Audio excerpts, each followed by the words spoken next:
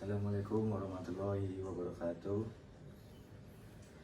Kali ini pada pertemuan pertama kali ini kita akan membahas tentang kurban. Pengertian kurban yaitu secara bahasa Arab yang berarti dekat. Kurban dalam Islam juga disebut al-udhiyah, yaitu berarti binatang sembelihan. Kurban dilaksanakan pada 10 Dzulhijjah atau pada saat Idul Adha. Seperti yang kita tahu, binatang-binatang sembelihan yaitu seperti onta, kambing, sapi atau kerbau. Di hari-hari selain Idul Adha, yaitu hari tasyrik, sebagai bentuk takarub atau mendekatkan diri kepada Allah. Yang kedua adalah keutamaan ibadah kurban. Ibadah kurban yang dijelaskan dari hadis dari Aisyah radhiyallahu anha, Nabi SAW berkata, tidak ada suatu amalan apapun yang dilakukan pada manusia pada hari raya Id kurban yang lebih dicintai Allah Subhanahu wa ta'ala dan dari menyembelih kurban. Sesungguhnya hewan kurban itu pada hari kiamat akan datang beserta beserta tanduk, kuku dan darahnya, dan sesungguhnya sebelum Allah itu mengampuni memberi pahala kepada yang berkurban, darah-darah pada hewan sembelihan sudah diterima oleh Allah di sisi Allah. Hukum berkurban. Ibadah kurban hukumnya sunnah muakkadah, yaitu sunnah yang sangat dianjurkan bagi orang yang mampu melakukannya, melakukan ibadah kurban dan ditinggalkan, maka itu dihukumi makruh.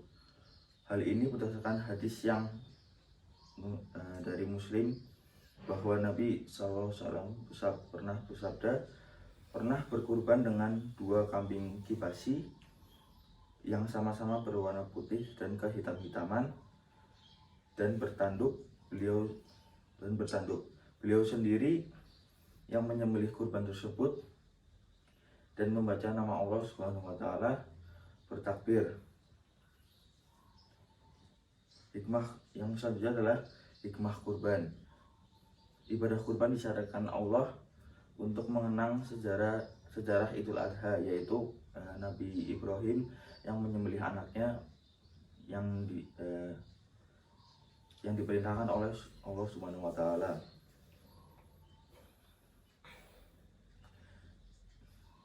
Yang selanjutnya adalah binatang-binatang yang diperbolehkan untuk berkurban. Binatang yang diperbolehkan untuk berkurban adalah onta, sapi, kerbau, dan kambing. Untuk selain yang 3 jenis ini tidak diperbolehkan, karena Allah Subhanahu wa ta'ala berfirman dalam surat Al-Quran Al-Hajj,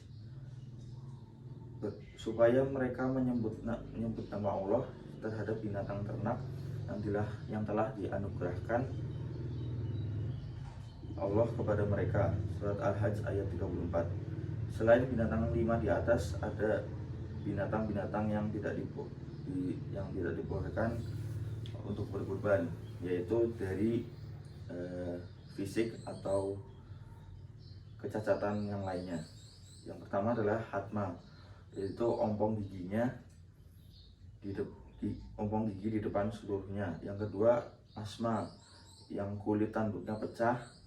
Yang ketiga umya, yaitu buta.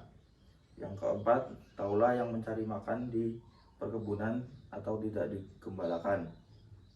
Yang kelima adalah jarba. Jarba adalah yang binatang kurban yang mempunyai banyak penyakit, yaitu penyakit kudis.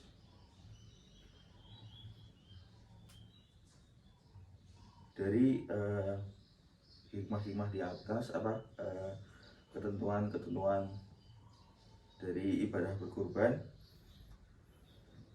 yaitu ada hadis yang menyebutkan, dan sesungguhnya sebelum darah kurban itu menyentuh tanah, pahalanya telah diterima di sisi Allah Subhanahu wa taala.